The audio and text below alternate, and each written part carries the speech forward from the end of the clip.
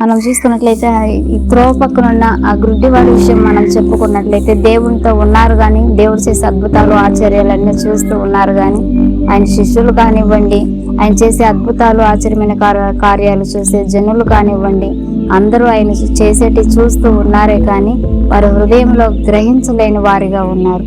ఆయన వెంబడిస్తూ ఉన్నారు కానీ ఆయన నామం ఎంతో ఘనమైనది, గొప్పది ఉన్నది. ఆయన అద్భుతాలు ఆశ్చర్యాలు చేసే దేవుడై ఉన్నాడు. ఆయన ఆపత్కాలంలో మొరపెట్టిన వారికి ఆయన తప్పక ఉత్తరం ఇచ్చే దేవుడై ఉన్నాడని చెప్పి వారు గ్రహించలేకుండా ఉన్నారు.